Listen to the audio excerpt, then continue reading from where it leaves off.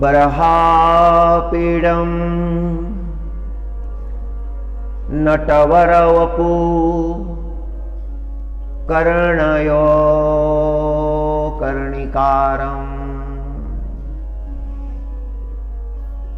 बिभ्रदवास कनककपीशं वैजयन्तीं च माला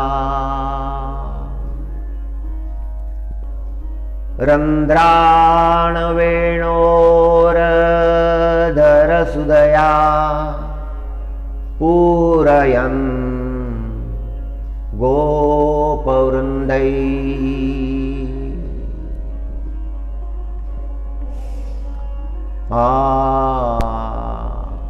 वृन्दारण्यं स्वपदरमणं प्राविशद गीतकीर्ति। श्री सुखदेव जी महाराज ने श्री कृष्ण परमात्मा के स्वरूप का वर्णन किया है। वृंदावन धाम में श्री कृष्ण परमात्मा प्रवेश कर रहे हैं। वन में गए थे, गोचारण के लिए गए थे, गायों को लेकर, गोवत्सों को लेकर गए थे। वृंदावन के लोग संध्या की प्रतीक्षा कर रहे थे। कब संध्या होगी, कब हमारे मोहन लौट कर आएंगे। आतुरता से प्रतीक्षा कर रहे थे। उन गोपियों ने अपने आंगन बुहार कर सुंदरता से सजाए हैं, रंगोलियां सजाई हैं, दीप प्रज्वालित किए हैं। हमारे परमात्मा आएंगे, हमारे परमात्मा का हम स्वागत करेंगे। हाथों में आरतियां सजाई हैं।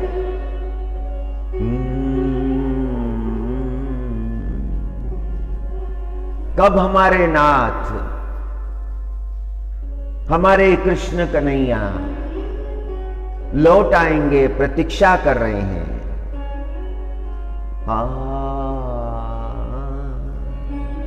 जिनका सुंदर स्वरूप है, सिर पर मोर मुकुट है, जिनके सुंदर मन को मोहने वाले विशाल नेत्र है, जो नटनागर है, नटनागर का जिनका वेश है, पीतांबर धारण किया है, गले में वैजयंती माला है, कंदर्प से भी सुंदर लगते हैं।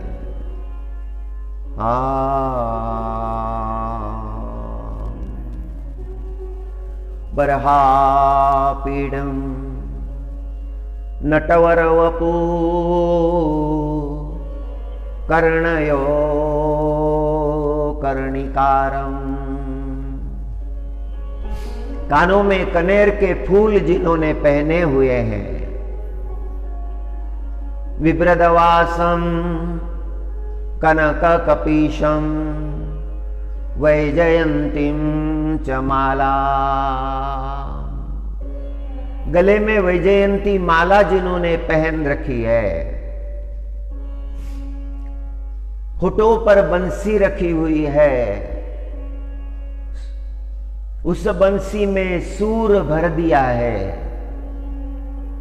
जिस सूर ने सभी वृंदावन वासियों का मन मोह लिया है।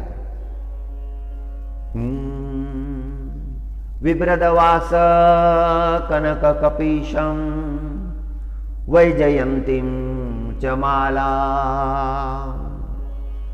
रंध्राण वेणोरधर सुदया पूरयन् गोपवृंदे वृंदारण्यं स्वपदरमणं प्राविशद गीतकीर्ति। आंखों में उस परमात्मा का स्वरूप समाया हुआ है। अंतकरण उस परमात्मा की रूप माधुरी से भर गया है। संसार का कोई विषय, संसार की कोई बात, संसार का कोई स्पर्श उनके भीतर रहा ही नहीं। उनके भीतर तो केवल परमात्मा का ही स्पर्श है।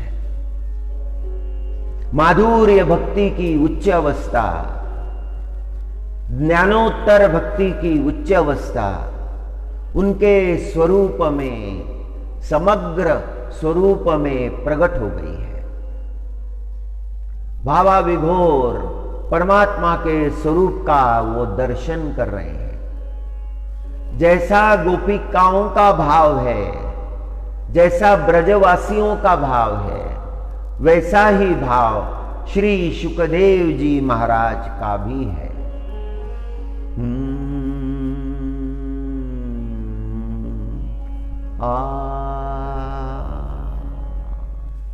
कल हमने श्री कृष्ण जन्माष्टमी का महान पर्व मनाया है। अंतकरण से, पूरे भाव से उस परमात्मा से प्रार्थना की है। हमारा एकमात्र वो परमात्मा ही है। अन्य कोई बात हमारे लिए नहीं रह गई है।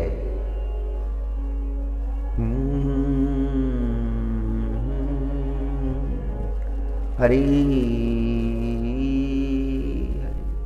28वें द्वापर में श्री कृष्ण परमात्मा प्रकट हो गए और अद्भुत लीला उन्होंने इस धराधाम पर की। उनके अवतरण का उद्देश्य क्या था, यह हमने कल की कथा में श्रवण किया। श्रीमद् भगवद गीता ने, प्रभु ने अपने प्रिय भक्त, मित्र, सखा श्री अर्जुन जी महाराज को अपने जन्म, कर्म, अवतरण का प्रयोजन बता दिया था। वो हमने श्रवण किया। यदा यदा ही धर्मस्य ग्लानिर्भवति भारत अभ्युत्थानम अधर्मस्य तदात्मान्यम सुजाम्यहम्। जब जब होई धर्म के हानि, बाढ़ई असुर अभिमानी, जब जब धर्म की हानि होती है, जब जब धर्म को ग्लानि आती है, उस समय परमात्मा धर्म के उत्थान के लिए, संत जनों के परित्राण के लिए और दुष्कृत्य जिनके हैं उनके विनाश के लिए, विनाशायच दुष्कृताम, उद्देश्य है परमात्मा के। पहला उद्देश्य तो धर्म की स्थापना है। यदा यदा ही धर्मस्य ग्लानिर्भवति भारत अभ्युत्थानम धर्मस्य। पहला उद्देश्य है धर्म की पुनर्स्थापना। जिस धर्म को ग्लानि आई है, जिस धर्म को नष्ट करने के लिए असुरों ने सारे जगत को त्रस्त कर रखा है, जगत के रक्षण के लिए, धर्म के रक्षण के लिए परमात्मा अवतार धारण करते हैं।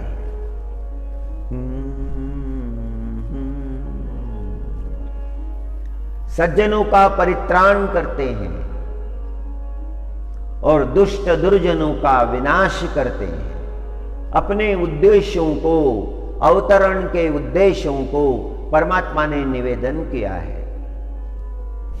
ये बात बहुत जल्दी आकलन होने वाली नहीं है, समझ में आने वाली नहीं है। परमात्मा का जन्म दिव्य है, परमात्मा के कर्म दिव्य है। भक्त के आकलन में आ जाते हैं। जो समझाया वो भी भक्त समझ लेता है,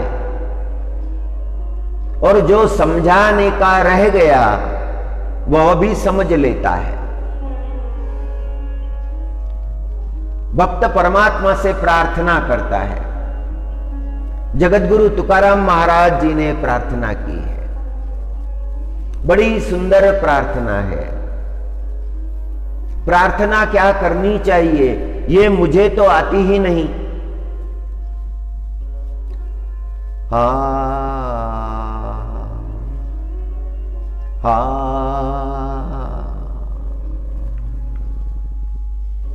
संतों ने हमारे लिए प्रार्थना की है।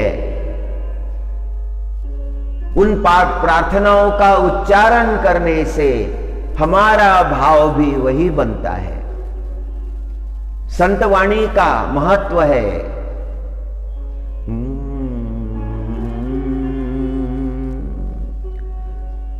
शास्त्र वचन को हमारे जीवन में हमें सर्वोच्च स्थान देना चाहिए। वेद वचन को हमारे जीवन में सर्वोच्च स्थान,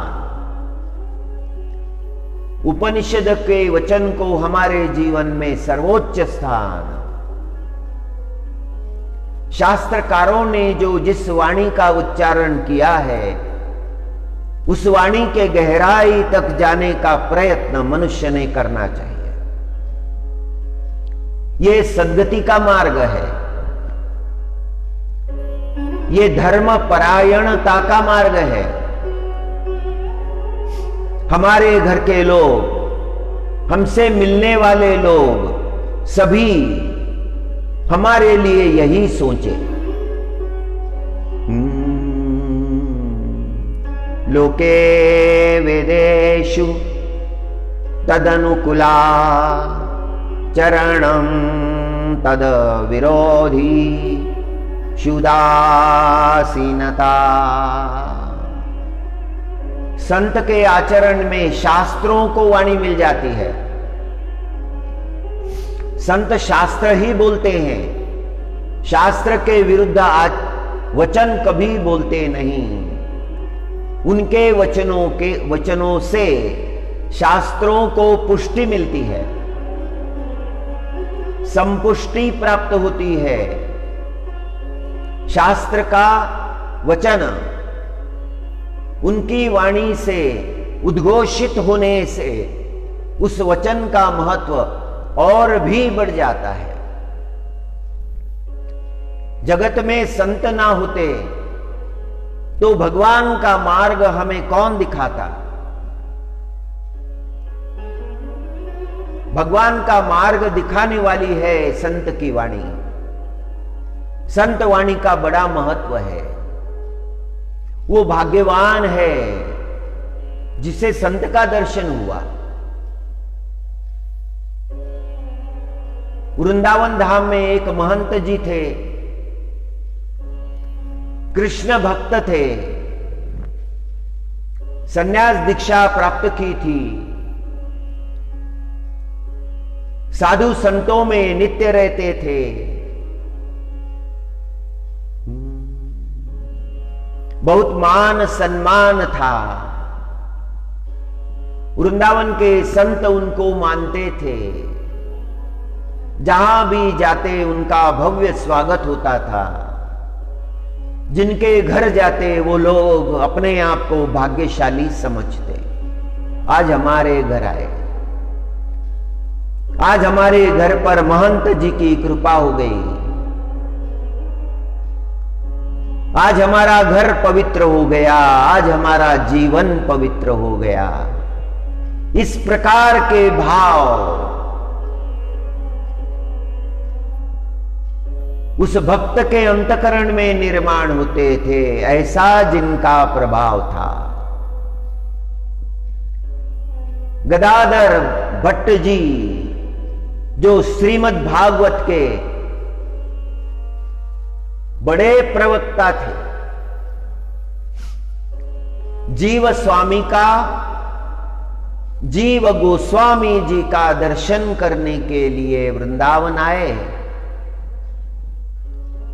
उनका दर्शन करने के बाद में श्री गदाधर भट्ट जी के अंतकरण में परमात्मा के लिए ऐसा प्रेम निर्माण हो गया। बाके बिहारी का दर्शन करने के बाद उनके अंतकरण में, गदाधर भट्ट जी के अंतकरण में ऐसा दिव्य भाव निर्माण हुआ। कृष्ण के रंग में रंग गए।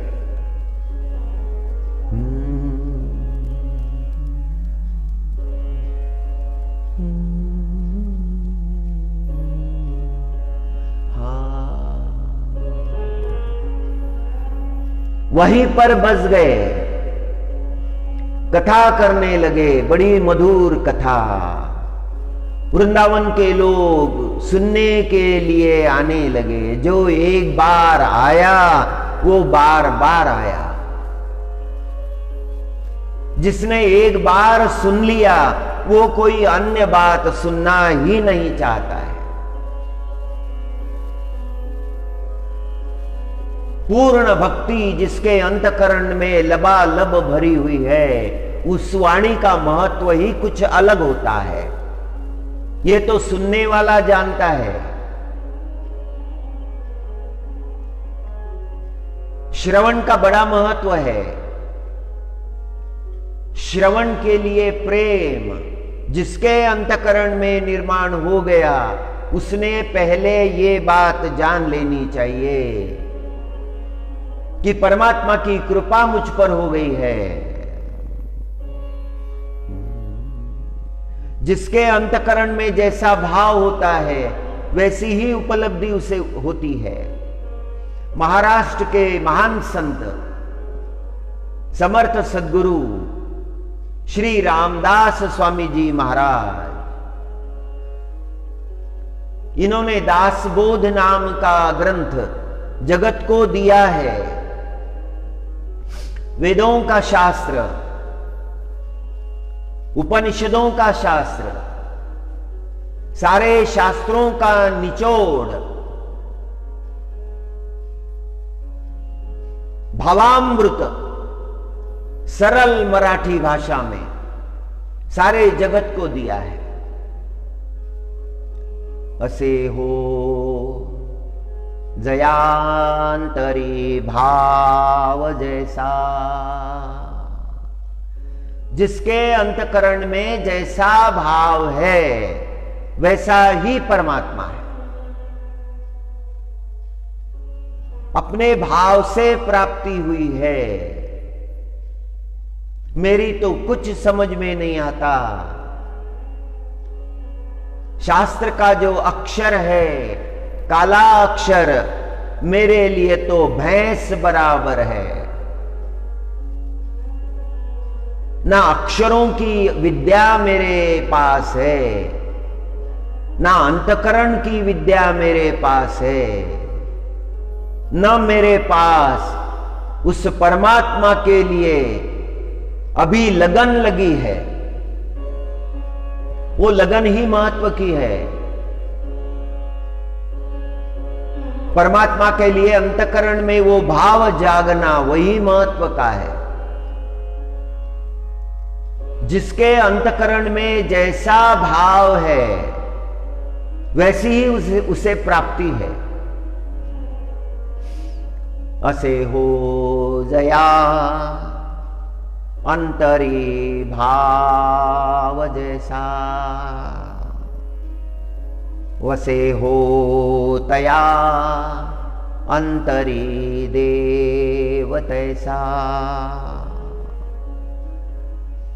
अनन्यास रक्षी तसे चाप पाणी, नुपेक्षी कदा रामदासाभिमानी। समर्थ रामदास स्वामी महाराज ने इन 4 पंक्तियों में जैसे समुद्र भर दिया है, अपने अंतकरण के भाव का समुद्र 4 पंक्तियों में भर दिया है। समर्थ रामदास स्वामी महाराज का विश्वास, उनकी श्रद्धा, उनका राम प्रभु के लिए अनन्य प्रेम इस वचन में प्रकट हो गया है। असे हो जया अंतरीय भाव जैसा, वसे हो तया अंतरी देव तैसा। जिसकी भक्ति अनन्य होती है, अनन्य भक्ति से प्राप्ति होती है। मुझे केवल परमात्मा चाहिए, मुझे कुछ और नहीं चाहिए, मुझे दूसरा मत दीजिए, मुझे केवल मेरा कृष्ण चाहिए।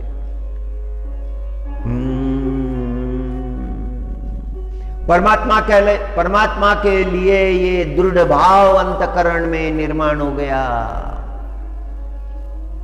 अनन्यास रक्षित से चाप पाणी। जिसकी भक्ति अनन्य है उसका रक्षण राम प्रभु करते हैं।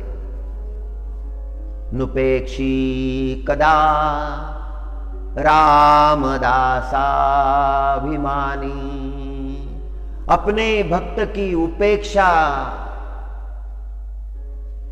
परमात्मा कभी नहीं करते, कहीं भी नहीं करते।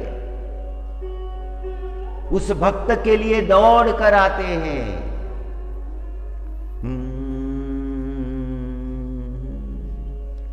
देवादिदेवा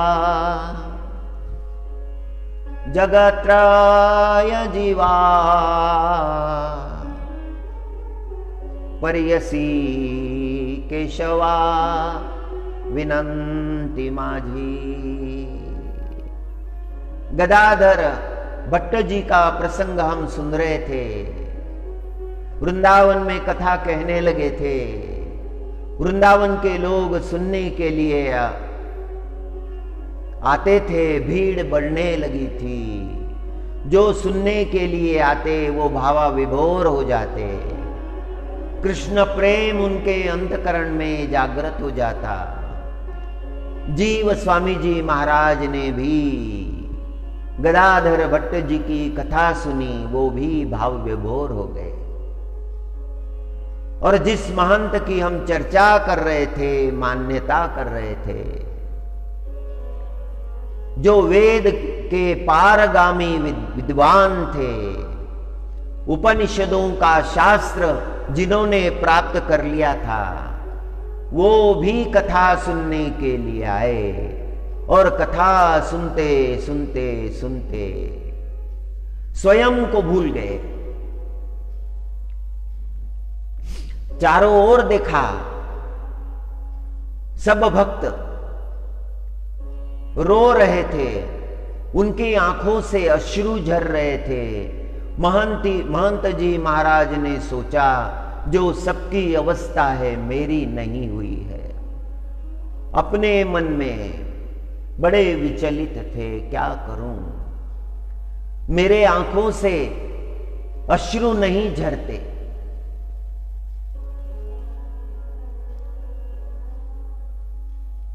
शास्त्रों तो मुखोद्गत है, वाणी में वेदों के मंत्र है, इतना सब होने के बाद भी मुझ पर प्रभु की कृपा अभी तक नहीं हुई है। जब तक सच्चे संत की कृपा नहीं होती, मनुष्य जीवन का उत्थान कैसे हो सकता है। संत को पहचानना पड़ता है, संत की पहचान करनी पड़ती है। जगत के लोगों को संत की पहचान जल्दी नहीं होती। जगत के लोग विकल्पों से घिरे रहते हैं, वे संत का परीक्षण बार बार करते रहते हैं, ये संत है या नहीं, ये झूठा तो नहीं, ये पाखंडी तो नहीं, किसी स्वार्थ के लिए इसने ये रूप तो धरा ही नहीं। इस तरह की बातें वो करते हैं। संसार में लोग अच्छी बातें कम, बुरी बातें अधिक। संत वचन का चिंतन करने वाले कम होते हैं। जगत के जो विकल्प प्रवृत्त लोग हैं, उनके वचनों का चिंतन अधिक करते हैं। आस्तिकवादी भाव अंतःकरण में बड़ी मुश्किल से प्रकट होता है और वो समझ में भी बड़ी मुश्किल से आता है। पहचान करने वाला जल्दी मिलता ही नहीं। संतों का जीवन देखिए, सभी संतों का जीवन देखिए, इस तत्व का प्रकाश आपके अंतःकरण में प्रकट हो जाएगा कि हर संत को जगत में दुख दर्द आपदा विपदाओं का सामना करना पड़ा है।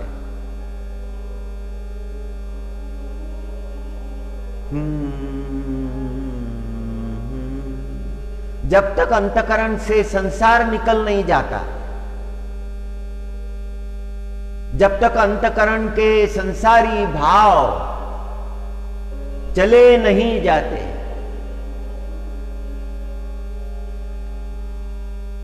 नीदरलैंड नाम के एक देश में एक संत हुए हैं जो मध्यरात्रि को उठकर परमात्मा की प्रार्थना करते थे, परमात्मा से मांगते थे।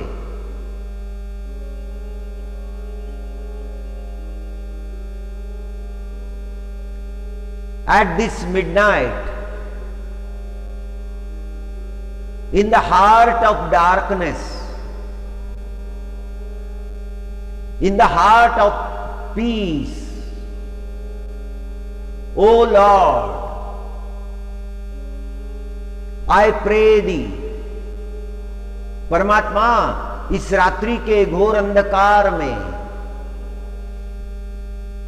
इस रात्रि की नीरव शांतता में, एकांत में मैं तुमसे प्रार्थना करता हूं। I pray the, fulfill my prayer. परमात्मा, मेरी प्रार्थना को पूर्ण करो।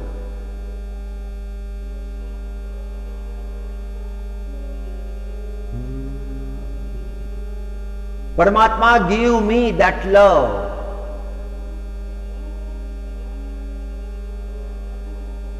which will lead me to you। You are the only truth, you are the love। God, my lord, give me that love, so it shall be easy for me to love thee. तुम्हें प्रेम करना मुझे सरल हो जाएगा, ऐसा प्रेम मुझे दो।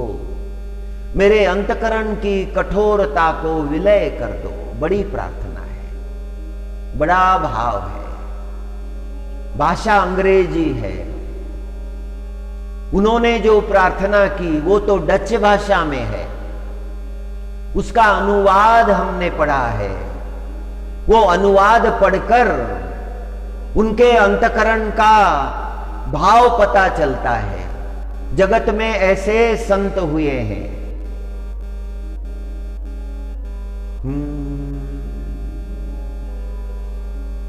प्रार्थना में, भजन में, पद में उस भक्त के अंतकरण का दिव्य भाव होता है। उसका चिंतन करना चाहिए, ऐसा क्यों कहा है।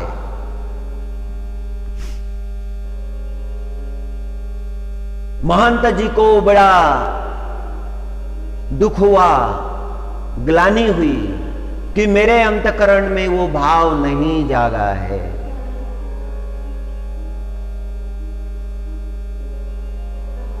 और जब अवसर मिला तो गदाधर भट्ट जी से पूछा, हे महाराज जी, जो श्लोक आप पढ़ते हैं, जिसका गायन करते हैं, वे तो मुझे मुखोद्गत है, कंठस्थ है। मैं उसे आपको सुना सकता हूं, किंतु जो भाव आप प्रकट करते हैं उस भाव से मैं बहुत दूर हूं। मेरे अंतकरण में परमात्मा का, तत्व का वो प्रकाश अभी नहीं पड़ा है। कहने को तो मैं महंत हूं, लोग मुझे प्रणाम करते हैं, उच्च कोटि का ज्ञानी मानते हैं, और मैं अपने अंतकरण में देखकर यही अनुभव करता हूं कि मैं तो ज्ञानी नहीं हूं। मेरे अंतकरण में तो वो भाव नहीं उपजा है। और श्री गदाधर भट्ट जी कहते हैं कि स्वामी जी, आपके अंतकरण में उस परमात्मा का प्रकाश है। परमात्मा की उस रूप माधुरी का अनुभव आप अपने अंतकरण में कर सकते हैं। आप ये तो भूलें कि आप महंत हैं।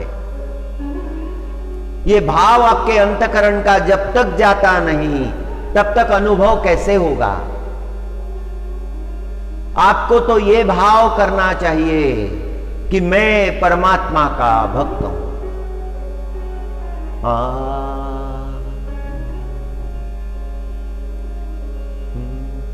नको ब्रह्म ज्ञान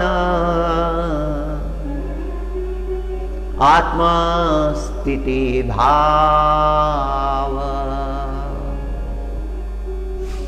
नको ब्रह्म ज्ञान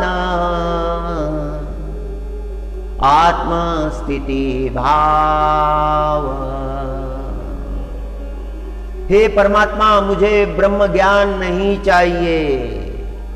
जो प्राप्त होकर मैं आपसे दूर हो जाता हूं वो मुझे नहीं चाहिए। मुझे क्या करना है ब्रह्म ज्ञान का। मैं ब्रह्म ज्ञानी हूं, ये घमंड यदि मेरे अंतकरण में प्रकट हो गया तो प्रभु मैंने तो सब खो दिया। मुझे ब्रह्म ज्ञान नहीं चाहिए, आत्मस्थिति भाव भी नहीं चाहिए।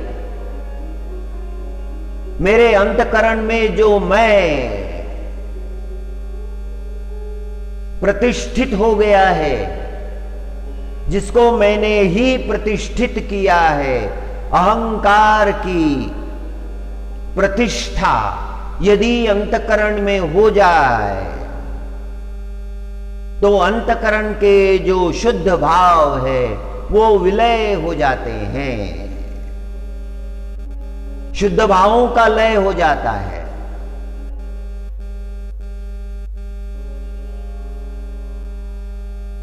महाराष्ट्र के महान संत, जिन्हें समाज ने जगत गुरु की उपाधि प्रदान की है, जिनकी वाणी घर घर पहुंच चुकी है, आस्तिक हो या नास्तिक, धर्मी हो या विधर्मी, हर कोई जानता है। उनकी वाणी का चमत्कार है। सारे महाराष्ट्र देश में उनकी वाणी का प्रभाव प्रत्यक्ष है। वेदों के तत्वों को, उपनिषदों के तत्वों को उन्होंने जगत में उजागर किया है। उनका स्मरण हर दिन करना चाहिए। समर्थ श्री रामदास स्वामी जी के समकालीन थे। समर्थ के लिए बड़ा आदर था। समर्थ के लिए बड़े सुंदर वचनों का उच्चारण उन्होंने किया है। संतों की वाणी में कभी कभी भेद नहीं होता है। भेद तो अज्ञानी लोग निर्माण करते हैं, उनका उच्चारण करते हैं। भेद का निर्माण करके भक्त के अंतकरण को प्रदूषित करते हैं। भेद की वाणी कदापि नहीं सुननी चाहिए।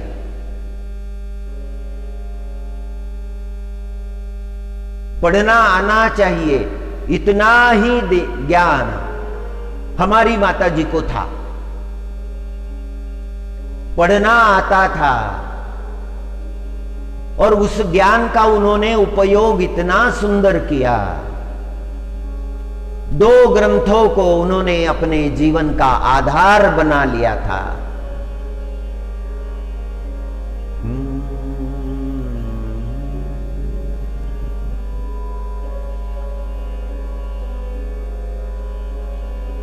महाराष्ट्र के नामधारी संत,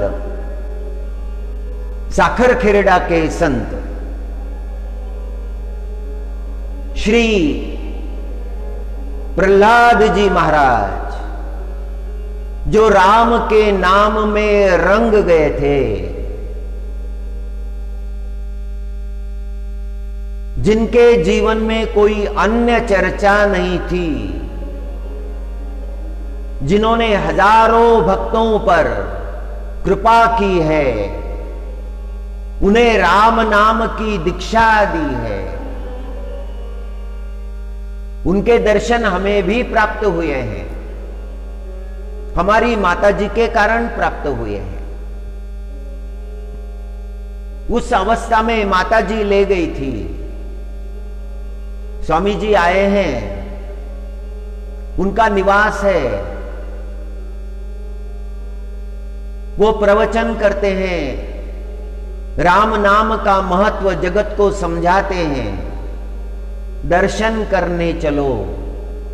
और वहां पर बहुत भीड़ थी और उस भीड़ में हमने भी उनका दर्शन कर लिया। संत का दर्शन बड़ा मंगलदायी होता है। संत का दर्शन बहुत बड़ी कृपा है। जीवन में अपने आप को संत चरणों में समर्पित यदि नहीं किया तो क्या किया? What you have done, what you have achieved, तुम्हारी प्राप्ति क्या है? क्या कमाया है तुमने? जो कमाई करके तुम्हें लगता है कि ये कमाई मैंने की है, जरा झांक कर देखो, जरा गहराई से सोचो, जिसे तुम कमाई कह रहे हो क्या वो कमाई है? जिस दृष्टि ने संत का सम्मान नहीं किया वो क्या दृष्टि है?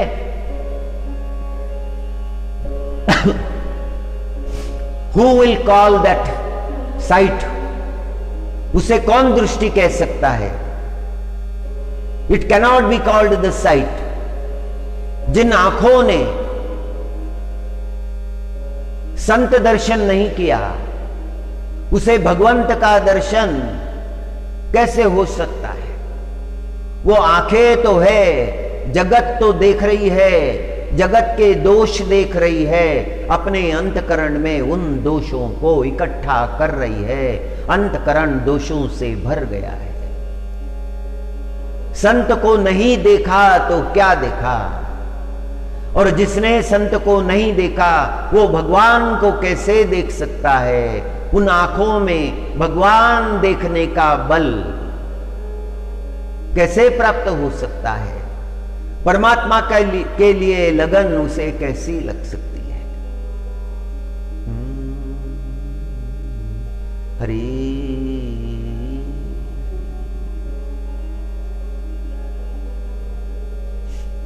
चित्तौड़ से चलकर गई थी मीरा, काशी चली गई थी संत की खोज में, और गंगा जी के तट पर एक संत मिले, एकांत में बैठे थे, भगवान के भजन में रंगे हुए थे। उनका नित्य कर्म भी चल रहा था, भगवान का भजन भी चल रहा था। संसार में रहकर भगवान का भजन कैसे किया जा सकता है, ये संतों ने हमें सिखाया है।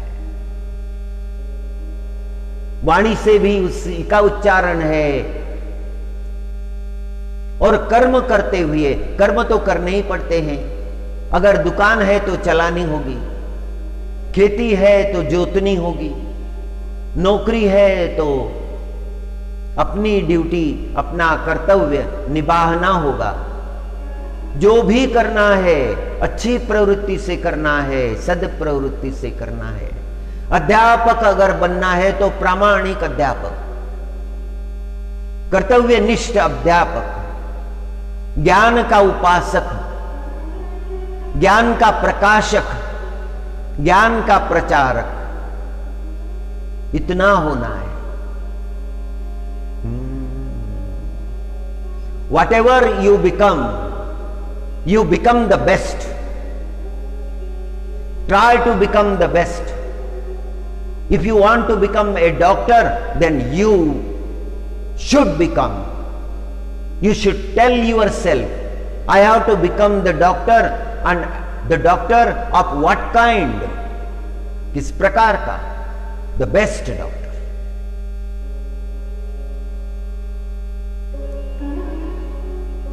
The knowledge I have got, I will use that knowledge to serve the world. जगत की सेवा के लिए। वैसे डॉक्टर का जीवन यह समर्पित ही होता है।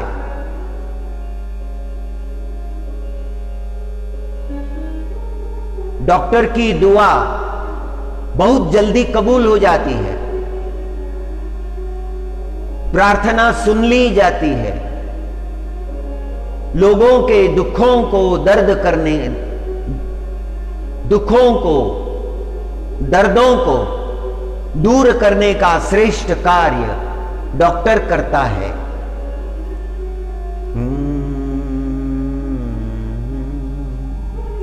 हरे हरे। जो भी कर्म हो, कर्म कोई त्याज्य नहीं है, कोई छोटा कर्म या बड़ा कर्म नहीं है। वो भगवत समर्पित भाव उसके अंतकरण में जब निर्माण होता है, तब उस कर्म को कर्म करने वाला पवित्र हो जाता है, और उसके कारण अन्य लोग भी पवित्र हो जाते हैं। महंत महाराज को श्री गदाधर जी ने बड़ा सुंदर वचन कहा, महंत जी अपने आप को भूलना पड़ता है। जब तक मैं जीवित रहता है अंतकरण में, तब तक वो परमात्मा नहीं आता।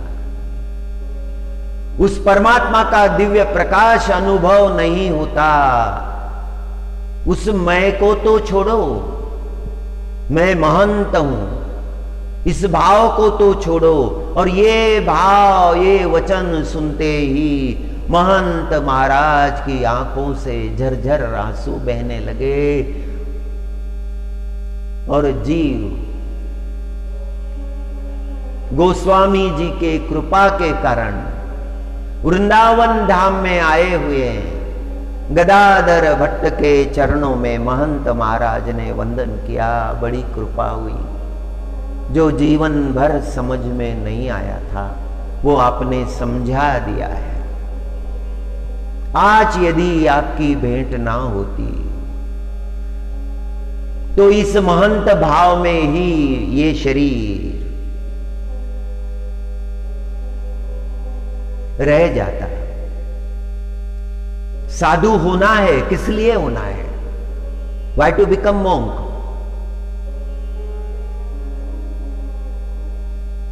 हमारे पास एक युवक आया था, पूना में नौकरी करता था, उसका प्रमोशन नहीं हो रहा था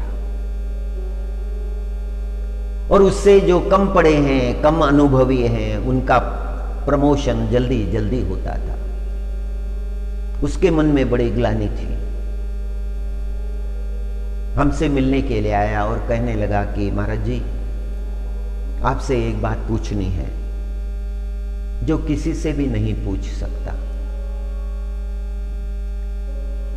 ना मित्रों से ना माता पिताओं से, आपसे पूछने आया हूं,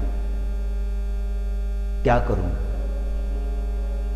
मेरे बाद में जो आए उनका भी प्रमोशन हो गया, मेरे बराबर जो थे उनका भी प्रमोशन हो गया, एक मैं ही अकेला बचा हूं जिसकी ओर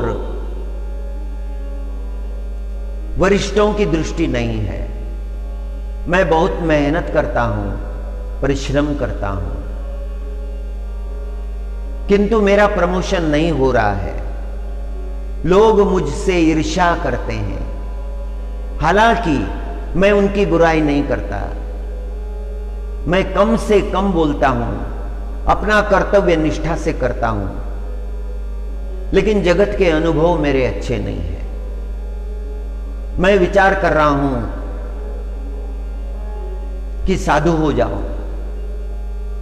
हमने उससे कहा, बेटा विफलता के कारण साधु हो रहे हो, जीवन में तुम्हें विफलता मिली है, इसके कारण साधु हो रहे हो, और विफलता के कारण अगर साधु हो गए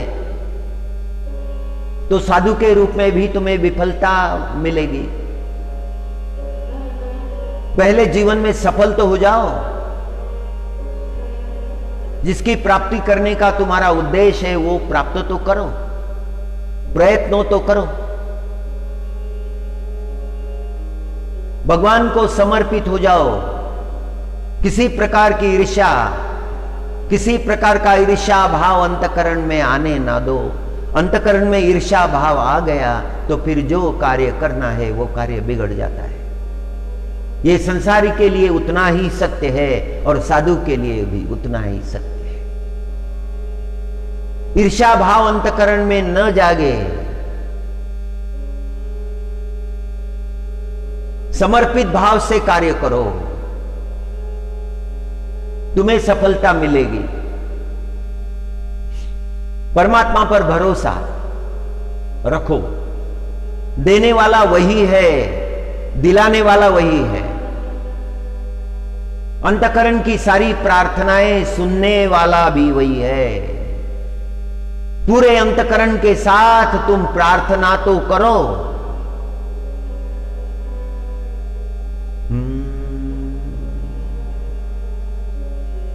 वो बालक चला गया, फिर से अपने कर्तव्य को करने लगा। 2 महीने बाद फिर उसका आगमन हुआ और उसने सुनाया, महाराज जी मेरा प्रमोशन हो गया है, परिस्थिति मेरे लिए अनुकूल बन गई है।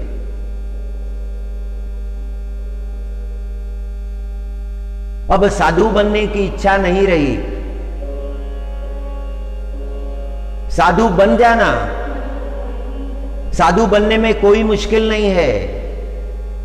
अपने अंतकरण में जो दोष बैठे हुए हैं उनको हटाने के बाद, अंतकरण पवित्र होने के बाद हर मनुष्य साधु जैसा ही है। अपने कर्तव्य को महत्व देना चाहिए। तुम्हारे माता पिता की उम्मीदें तुम पर लगी हुई है,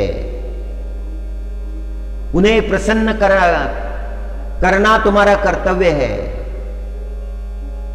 उन्हें सुख पहुंचाना तुम्हारा कर्तव्य है।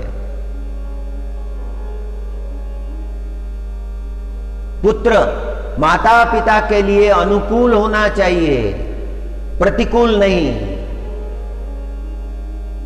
जो माता पिता के लिए अनुकूल नहीं है, जिसके अंतकरण में अपने ही माता पिता के लिए वो प्रेम भाव नहीं, त्याग भाव नहीं, समर्पित भाव नहीं, वो तो पुत्र भी कहलाने के लिए योग्य नहीं है। शास्त्र हमें सीखने चाहिए, शास्त्र हमें समझने चाहिए, शास्त्र ही हमारा कल्याण करेंगे, संत वाणी ही हमारा कल्याण करेगी। संत हमें वो दिखा देते हैं जो हमें दिखता नहीं, हमारे जीवन में है और हमें दिखता नहीं। और संतों को जो दिखता है वो हमें दिखता नहीं, वो तो हम पर उपकार करते हैं, हम पर कृपा करते हैं। एक नाम विरोधी राजा था,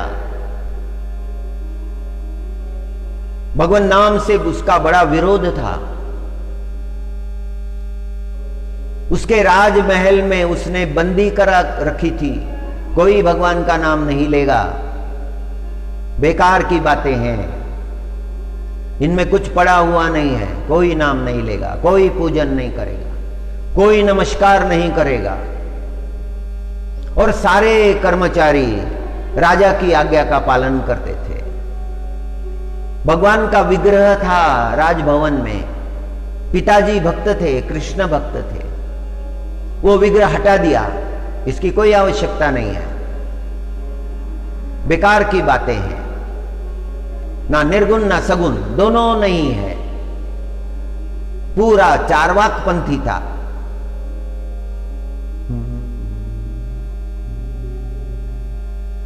चार्वाक पंथी भगवान को नहीं मानते थे, विरोध करते थे। एक तत्वज्ञान था, उनका साहित्य था, उनके ग्रंथ थे। एक ग्रंथ में चार्वाक वचन पढ़ने को मिला, यावत जीवेत सुखेन जीवेत, जब तक जीना है सुख से जियो। सुख कौन सा? भौतिक सुख, खूब खाओ, जो मन में आता है वो करो, परमात्मा से डरने की, किसी बात का विचार करने की कोई आवश्यकता नहीं। यावत जीवेत सुखेन जीवेत, ऋणं कृत्वा ऋणम कृत्वा द्रुतम पीवेत। विचार बड़ा विचित्र है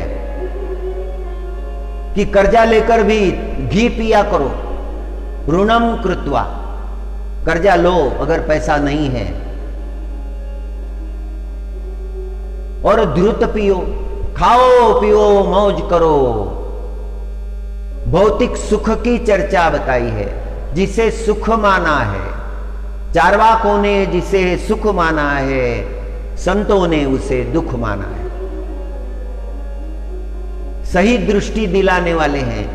अब जब ऋणम क्रिया लिया है, कर्जा लिया है, उसे तो चुकाना पड़ेगा। लेकिन चार्वाक कैसे चुकाएंगे? वो तो कर्जा लेते ही जा रहे हैं, लेते ही जा रहे हैं, वो चुका नहीं पाएंगे।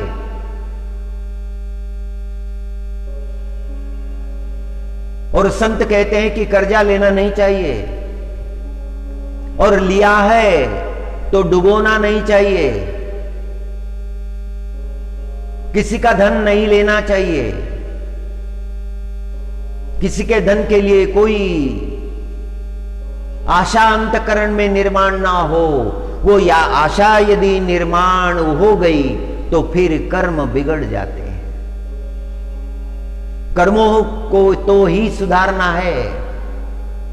शास्त्रों का श्रवण किस लिए है, वेदों का श्रवण किस लिए है, उपनिषदों का श्रवण किस लिए है, संत वाणी का श्रवण किस लिए है? हमारे कर्म सुधरे, हमारा भाव बदले, हमारे अंतकरण में वो परमात्मा भाव प्रकट हो जाए, इसीलिए तो ये सब है। जिस मार्ग से सद जाए वो साध लेना है। अपना कल्याण जो साध लेता है, परम कल्याण, आत्म कल्याण जो साध लेता है, उसी को साधु कहते हैं। साधु का भेष बनाने से साधु नहीं है, तिलक लगाने से साधु नहीं है, कंठी मालाएं धारण करने से भी साधु नहीं है। इसका महत्व है, तिलक का महत्व है, कंठी का महत्व है, साधु वेश का महत्व है। यदि अंतकरण में वो परमात्मा आ गया, संसार से वैराग्य हो गया,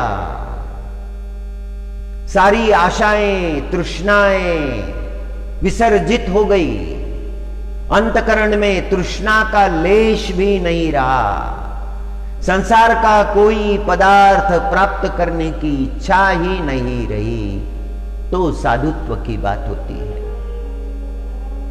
हाँ, एक दरिद्र भक्त को जो गंगा जी के तट पर भूखा प्यासा भगवान का भजन किया करता था, हाँ, गंगा जी में स्नान करता और केवल भगवान का भजन करता, किसी से मांगने के लिए नहीं जाता था, किसी से कोई चीज मांगता नहीं। कोई कृपालु भक्त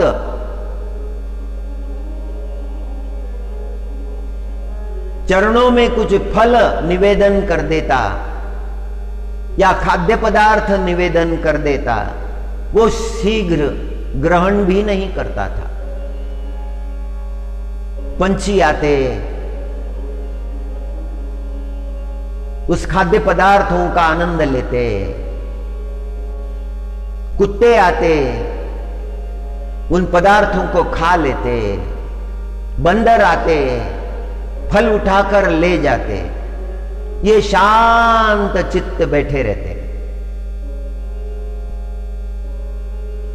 भोजन के लिए भी उनके अंतकरण में वो भाव निर्माण नहीं होता था, इतने तल्लीन थे।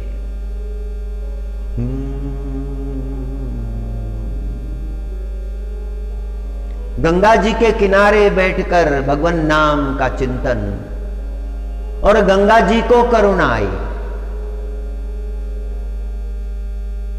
और गंगा जी एक दुग्ध पात्र लेकर आई स्त्री के रूप में, और गंगा जी ने वो दुग्ध पात्र दिया और स्वामी जी से प्रार्थना की, स्वामी जी ये भगवान का प्रसाद है, इसे पा लीजिए।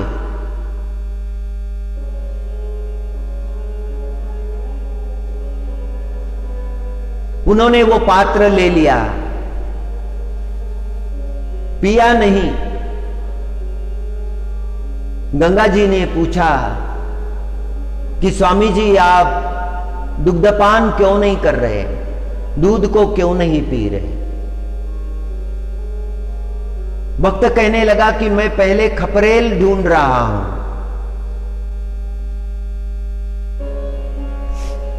गंगा जी ने पूछा, खपरेल किस लिए? और भक्त ने कहा कि अब आसपास में ये छोटे छोटे कुत्तों के बच्चे हैं, इनमें मैं थोड़ा देना चाहता हूं, इन्हें देने के बाद में मुझे बड़ी शांति मिलेगी। गंगा जी जल में गई और वहां से खपरेल लेकर आई। फूटे हुए घड़े का शेष भाग, उसे खपरेल कहते हैं। उस खपरेल में आधा दूध उंडेल दिया और उन बच्चों, कुत्तों के बच्चों के सामने रख दिया। वो कुत्तों के पिल्ले उस दूध को पाने लगे। फिर गंगा जी ने प्रार्थना की कि अब आप पा लीजिए, और फिर स्वामी जी ने वो दूध ग्रहण किया। गंगा जी ने पूछा, आधा ही आपने पाया है, आधा इनको दिया है, क्या कारण था? और महात्मा जी ने उत्तर दिया, वो मेरे पास आए थे, क्या मेरा कोई कर्तव्य नहीं है उनको देना? गंगा जी की आंखों से आंसू झरने लगे। संत का ऐसा हृदय होता है।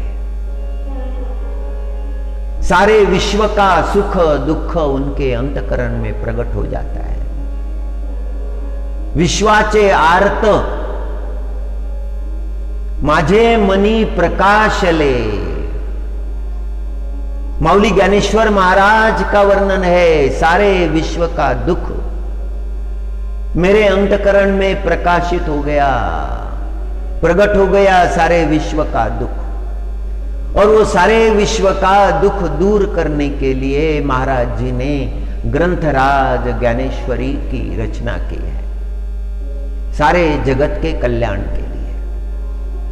संतों की वाणी ये कल्याणी होती है, सबका कल्याण करने वाली होती है। कोई भेद नहीं, किसी भी प्रकार का भेद नहीं। ना जाति का भेद है, ना पाति का भेद है, ना धर्म का भेद है, ना विचार का भेद है। एक ही विचार है, परोपकार, जगत का परोपकार। उनका जीवन परोपकार के लिए ही होता है, उनकी वाणी भी परोपकार के लिए ही होती है। जिसे मार्ग नहीं मिला उसे मार्ग मिल जाता है। उस राजा की चर्चा हमने की थी जो नास्तिक था, जिसने अपने राजभवन में भगवान नाम लेने से मना कर दिया था। कोई भी भगवान नाम नहीं लेता था। उस राजा का खान पान बिगड़ गया, आचरण बिगड़ गया, जीवन में डर ही नहीं रहा, जीवन में विचार ही नहीं रहा।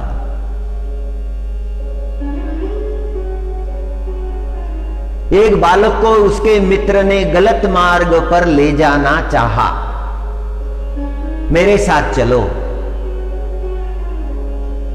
और वो मित्र गया, ऐसे स्थान पर गया, जाने के बाद में वो भयभीत हो गया, कहां ले आए हूं, मैं तुरंत जाऊंगा, मैं रुकूंगा नहीं तुम्हारे साथ। यहां तो अभक्ष भक्षण है, यहां तो अपेय पान है, यहां तो गलत मार्ग है, मैं तुम्हारे साथ नहीं रुकूंगा, मैं चला जाऊंगा।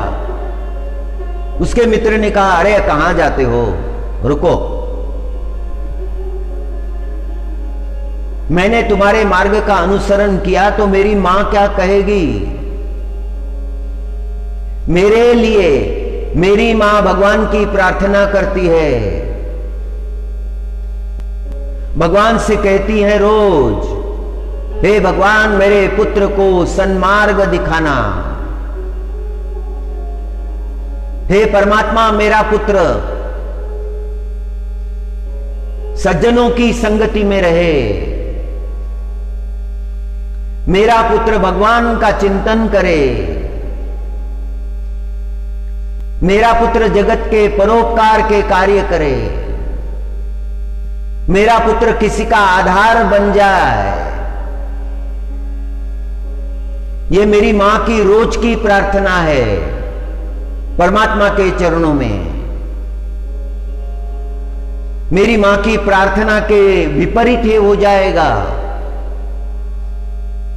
मैं ये कभी से सेवन नहीं कर सकता, तुम्हारे मार्ग का अनुसरण नहीं कर सकता। मैं अगर मेरी मां की आंखों में गिर गया तो मेरा क्या रह गया जीवन में। मुझे तुम्हारी संगति नहीं चाहिए। दौड़ कर आया और अपनी मां की गोद में मुख छिपाकर जोर जोर से रोने लगा। मां ने उसकी पीठ को थपथपाया और उससे पूछा, बेटा क्या हो गया है, तू इतना क्यों रो रहा है, क्या कारण हो गया। और उसने रोते रोते मां को बताया कि हे मां, आज तुम्हारी जो नित्य प्रार्थना है, जो मेरे लिए तुम प्रार्थना करती हो, उस प्रार्थना ने मुझे बचा लिया है। आज मैं गलत मार्ग पर जाने वाला था, आज मैं पाप मार्ग पर जाने वाला था। जिसे मैं मित्र समझा था वो तो बड़ा घाती निकला। मैं पाप का अनुसरण करने वाला था। मां, तुम्हारी प्रार्थना ने मुझे आज बचा लिया है। संत वचनों का स्मरण हमेशा जीवन में रहे, सदा रहे। प्रार्थनाएं विफल नहीं जाती, संतों के आशीर्वाद विफल नहीं जाते, उसके बाद में भगवान की कृपा होती है।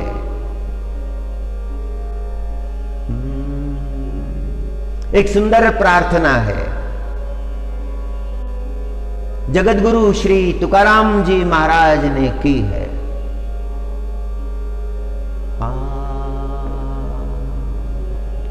बोलते समय कुछ तंत्र नहीं रहता है। व्यासपीठ पर बैठने के पहले हम कुछ सोच नहीं पाते हैं, कुछ चिंतन नहीं कर पाते हैं, और व्यासपीठ पर बैठने के बाद में प्रभु का चिंतन करके जो भाव अंतकरण में उभरता जाता है, उसी भाव का प्रकटन करने का कार्य करते हैं। बोलने में कोई ऊंच नीच हो सकती है, कोई शब्द इधर उधर हो सकता है। भाव को प्रकट करने के लिए उस उत्तेजना में कोई तत्व छूट सकता है, उसके लिए आप क्षमा करें। जो भी प्रवचन है वो नियोजन पद्धति से नहीं है। स्थान पर बैठने के बाद, आसन ग्रहण करने के बाद अंतकरण में जो भाव प्रकट होते हैं, उन भावों का ही प्रकटीकरण कर पाते हैं। उस भाव का पूर्ण रूपेण यदि प्रकटन ना हुआ तो आप क्षमा करें, बड़े उदार अंतकरण से क्षमा करें।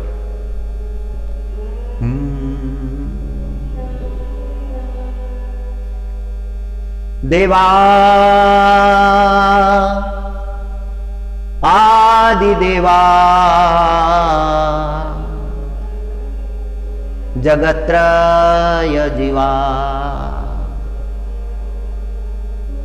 पर्यसी केशवा विनंती माझी। भगवान विठलनाथ जी से, पांडुरंग जी से जगतगुरु तुकाराम महाराज प्रार्थना करते हैं कि हे भगवान, देवा आदि देवा, आप तो प्रथम है, सारे देवों में प्रथम है आप। ये सृष्टि आपसे प्रकट हुई है। ये सारा संसार, ये जो दृश्य जगत है, ये सब आपसे निकला है। आप ही इसके रक्षक है, पालन करता है।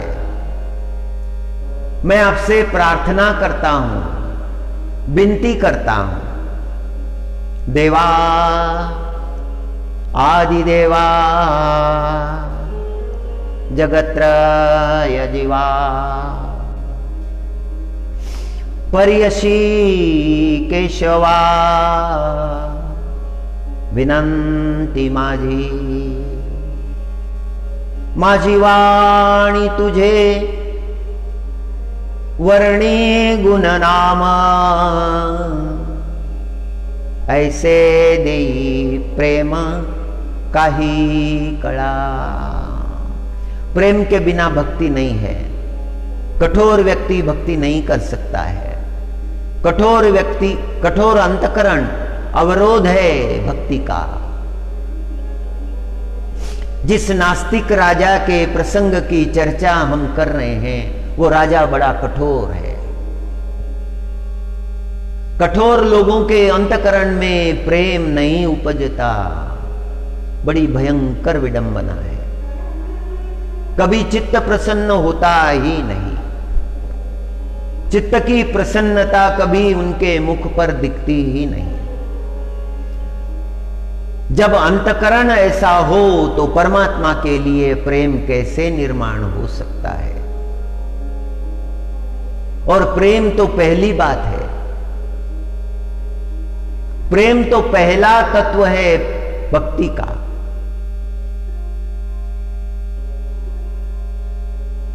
प्रेम आधार है जीवन का।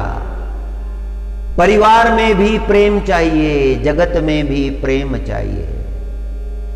वो कहां मिलता है? इसीलिए तो उसका महत्व है। प्रेम प्रेम कहने से प्रेम कहां मिलता है?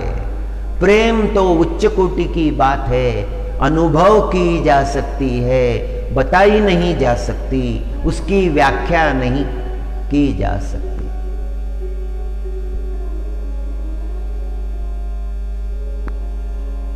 The purest part of good feeling,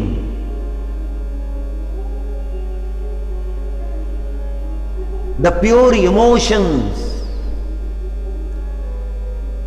that have appeared in the heart, अंतकरण में प्रकट हुई विशुद्ध भाव की जो भावनाएं हैं, इमोशंस है, क्या उनको प्रेम कहा जा सकता है? ऐसा एक विद्यार्थी ने पूछा और उसके गुरु ने कहा, नहीं, that only cannot be called love. It cannot be explained.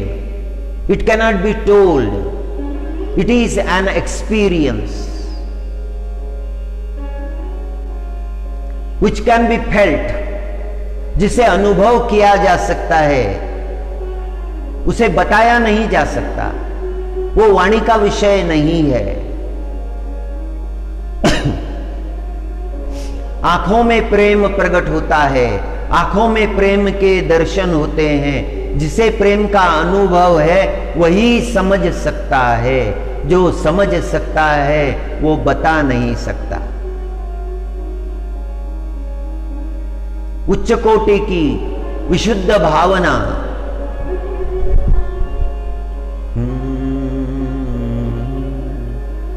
वो प्रेम दीजिए परमात्मा। जगत गुरु तुकाराम महाराज जी प्रेम मांग रहे हैं। परमात्मा का वर्णन करने के लिए प्रेम मांग रहे हैं। परमात्मा मेरी वाणी तुम्हारा गुणगान करती रहे। माझी वाणी तुझे वर्णी गुणा नामा देई मज प्रेमा काही कळा। कोमल चित्त, अंतकरण कोमल, उसके भाव कोमल।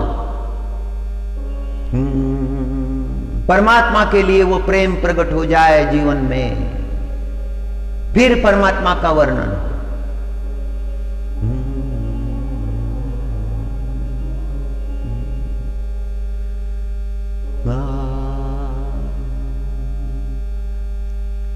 आशा बड़ी दुख देने वाली है।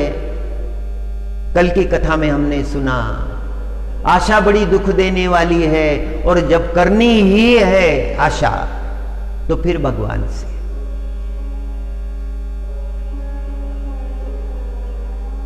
मेरे आशा में भगवान रहे, मेरे विश्वास में भगवान रहे, मेरे अंतकरण में भगवान रहे, उस भगवान के लिए मेरा प्रेम उत्तरोत्तर बढ़ता रहे। माझी वाणी तुझे वर्णे गुण नाम, ऐसे देई प्रेम काही कळा। कळा तुझ पाशी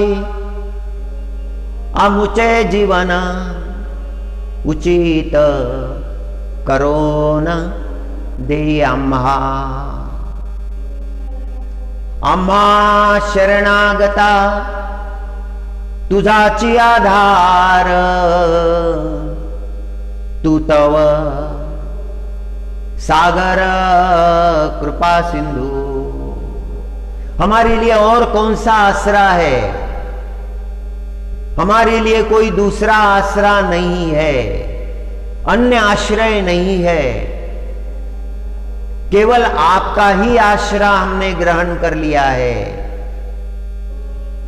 अन्य का आसरा नहीं है, अनन्य आश्रय हमारे जीवन में नहीं है, केवल तुम।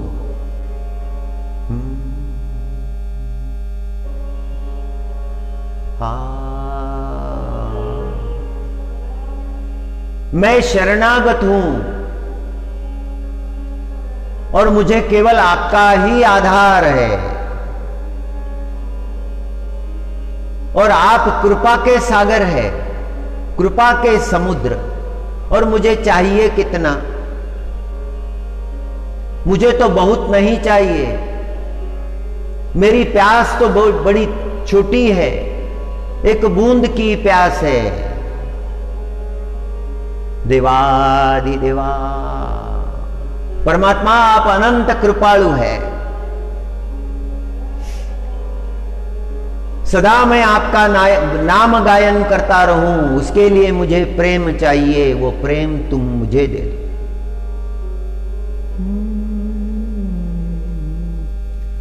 भगवान नाम गायन करने के लिए, परमात्मा के लिए प्रेम अंतकरण में होना चाहिए।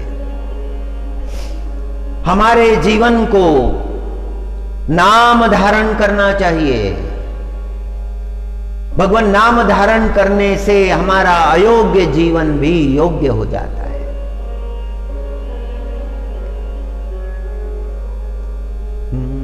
मंथरा को बड़ा पश्चाताप हुआ था। अयोध्या में कोई मंथरा का मुख भी नहीं देखता था। सब घृणा करते थे, तिरस्कार करते थे।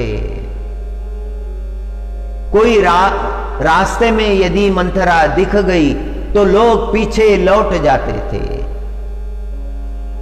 कि इस दुर्भगा का कहां से दर्शन हो गया। और मंथरा ये जान गई थी कि उसे देखने से लोग बड़े दुखी होते हैं। मंथरा ने बाहर निकलना बंद कर दिया। वो बाहर नहीं निकलती थी, कैकेयी के सामने भी नहीं आती थी, माता कैकेयी के सामने भी नहीं आती थी। मंथरा दिख नहीं रही है अयोध्या में। कौशल्या जी को खबर मिली। कौशल्या जी ने सुमंत्र जी से कहा कि वो कहां है, उसकी सुधि लीजिए। और सुमंत्र जी ने किसी सेवक से कहा कि जरा खबर करो मंथरा कहां रहती है। चारों तरफ खोज की, ढूंढा, पूछा, कहीं खबर नहीं मिली। कौशल्या जी ने दासियों से पूछा। एक दासी से कहा कि कैकेयी के भवन में जाओ और उन्हें मंथरा की खबर पूछो। कौशल्या जी की दासी गई।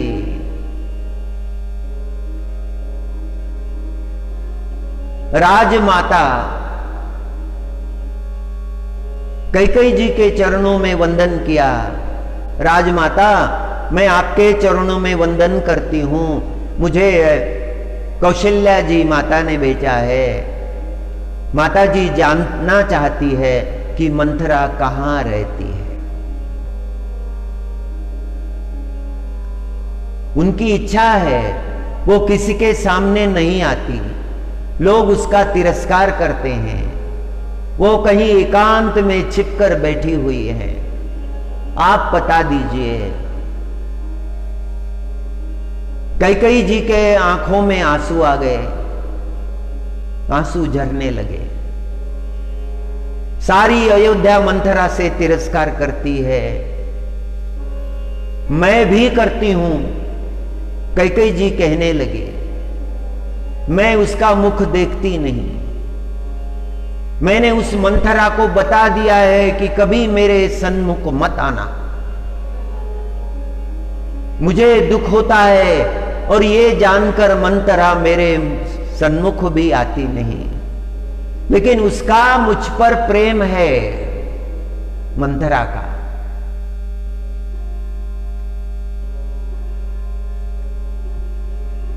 वो एक अंधेरे कमरे में छिपकर बैठी हुई है, बाहर निकलती नहीं।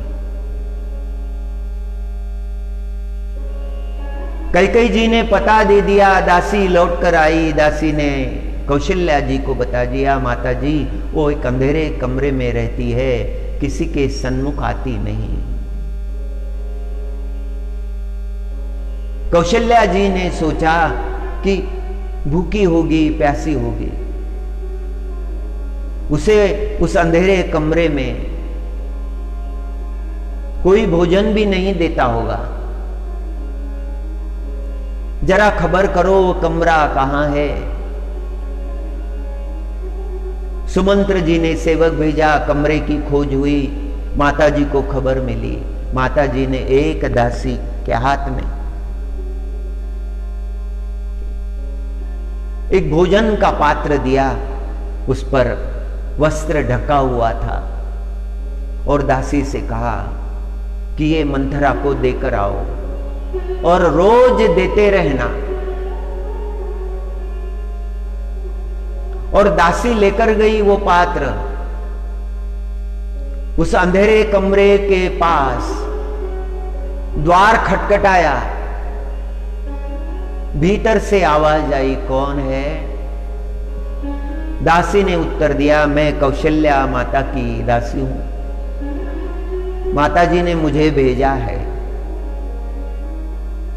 मंथरा ने भीतर से ही पूछा, किस लिए भेजा है? माता जी ने इसलिए भेजा है कि आप भूखी होंगी।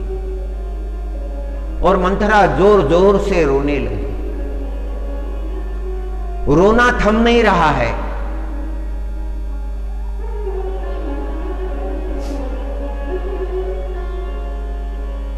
दासी ने कहा, आप द्वार तो खोलिए। मंथरा ने द्वार, आधा द्वार खोला और कहा, भीतर मत आना।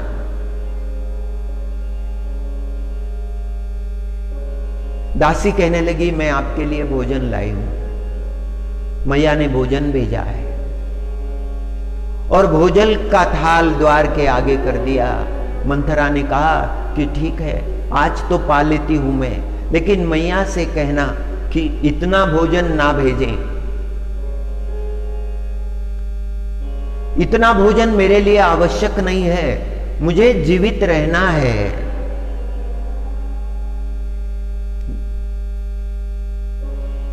14 साल तक जीवित रहना है।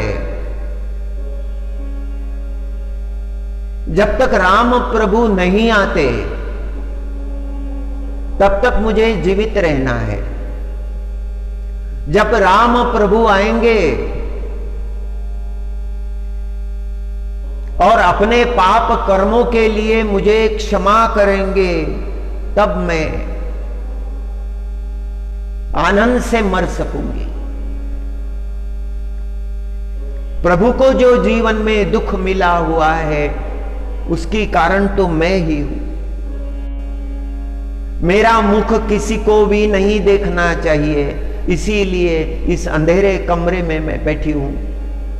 मैं प्रतीक्षा कर रही हूं कि कब 14 साल बीतेंगे और कब मेरे राम लौट आएंगे। ये मंत्रा के अंतकरण का भाव है। इसे हमने मन से नहीं सुनाया है, संतों की वाणी से सुना है। ये दिव्य भाव है अंतकरण का। मंत्रा की भर्त्सना हम करते हैं। जो भी सुनता है भर्त्सना ही करता है, दोष देता है, उसका दर्शन अपशकुन मानता है। मंत्रा भी अपशकुन मानती है। स्वयं के बारे में वो ऐसा ही सोचती है, लेकिन उसके जीवन में एक आशा है। वो आशा है राम प्रभु के दर्शन की। 14 साल वो जीवित रहना चाहती है। जब तक राम प्रभु अयोध्या में लौट कर नहीं आते तब तक जीवित रहना चाहती है। और इसीलिए कहती है कि इतना भोजन आवश्यक नहीं है, इसमें से आधा ही ले आना।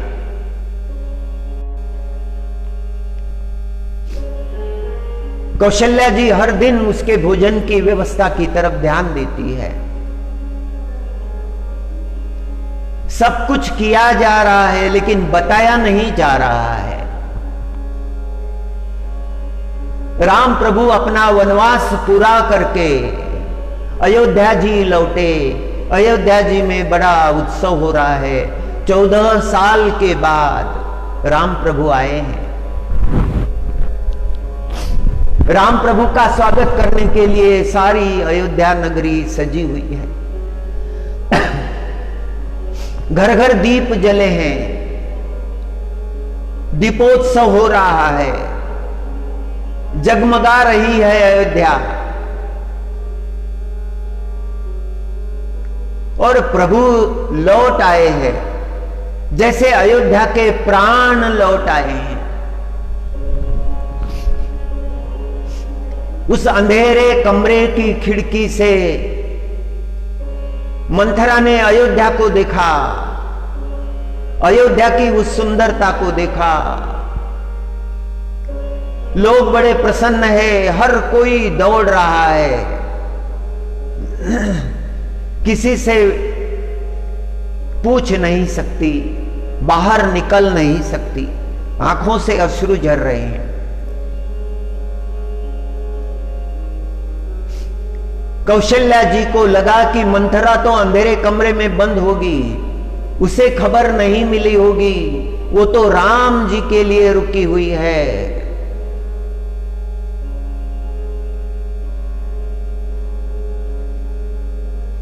कौशल्या जी ने दासी को भेजा, मंथरा को खबर कर दो, राम प्रभु आए हैं, उनका स्वागत हो रहा है, गायन हो रहा है, जय घोष हो रहा है, पुष्प वृष्टि हो रही है और राम प्रभु आए हैं। पुष्पक विमान से उतरकर राम प्रभु गुरु वशिष्ठ का दर्शन कर रहे हैं, साथ में जो ऋषि मुनि है उनके दर्शन कर रहे हैं, दौड़ रहे हैं कैकेयी माता के भवन की ओर। कौशल्या जी का दर्शन तो बाद में होगा, पहला दर्शन तो कैकेयी माता का है।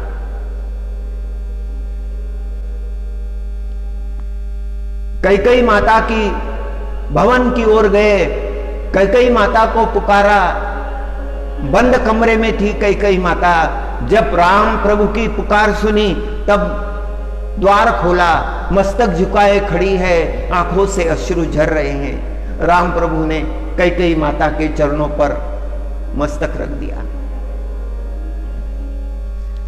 कैकेयी माता कहने लगी, हे राम, मैं तो उस योग्य नहीं हूं, मैं प्रणाम के योग्य नहीं हूं, मेरा तो धिक्कार होना चाहिए। मैंने तो तुम्हें वनवास दिया है, मैंने तो तुम्हें दुख दिया है।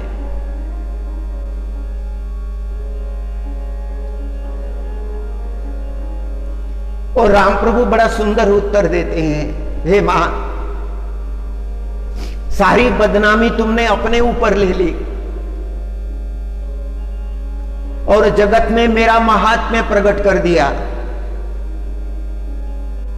तुम्हारे वरदानों के कारण मेरा महात्म्य बढ़ गया है। ये सब तुम्हारी कृपा है और जगत के लिए तुम कठोर बन गई। सारी बदनामी तुमने अपने ऊपर ले ली है। राम प्रभु रो रहे हैं। राम प्रभु के मस्तक पर कैकेयी माता ने हाथ रख दिया। कैकेयी माता भी रोने लगी है। बड़ा सुंदर प्रसंग है, बड़ा अद्भुत प्रसंग है। कैकेयी जी का दर्शन प्राप्त किया, सुमित्रा जी का दर्शन प्राप्त किया, कौशल्या जी का दर्शन प्राप्त किया।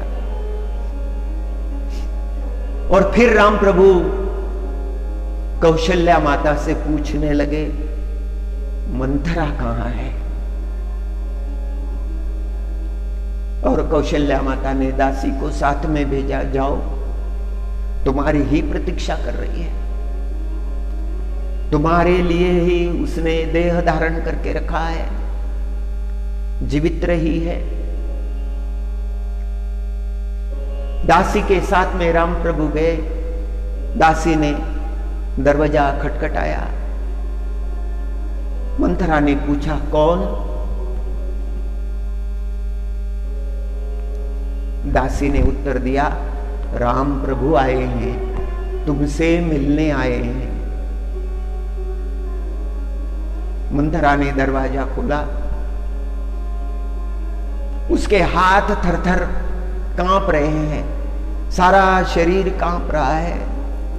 थरथराते हाथों से मंथरा ने हाथ जोड़े, आंखों से आंसू झर रहे हैं। हे राम, मैंने तुम्हारा बहुत बड़ा अपराध कर दिया, मैंने तुम्हें वन में भेज दिया, सारे दुखों का कारण मैं हूं। हे राम, मुझे क्षमा करो, तुम तो शरणागत वत्सल हो, केवल तुम्हारा ही आधार है। हे प्रभु, मुझ पर कृपा करो। मंथरा रोने लगी। राम प्रभु ने उठा लिया मंथरा को, अपने हाथों से उसके आंसू पोंछ लिए और मंथरा से कहने लगे, नहीं मंथरा, तुम्हारा दोष नहीं है। तुम अगर उस समय सारा दोष अपने ऊपर ना लेती तो ये कार्य कैसे संपन्न होता। प्रभु का मंथरा के प्रति दिव्य भाव, दिव्य प्रेम इस प्रसंग में संतों की वाणी से हमने सुना है।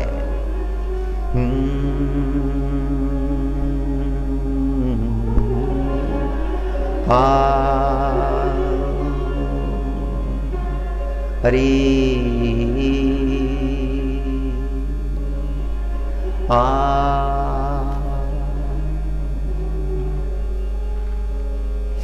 असे हो जयांतरी भाव जैसा। समापन के लिए समर्थ रामदास स्वामी जी महाराज का ये श्लोक हम ले लेते हैं। असे हो जयांतरी भाव जैसा, वसे हो तयांतरी देव तैसा। अनन्यास रक्षित से चक्रपाणी, अनन्यास रक्षित से चाप पाणी, नुपेक्षी कदा रामदासाभिमानी, नुपेक्षी कदा रामदासाभिमानी। जय जय रघुवीर समर्थ, जय जय रघुवीर समर्थ, जय जय रघुवीर समर्थ। ओम नमो नारायणाय, ओम नमो नारायणाय, ओम नमो नारायणाय।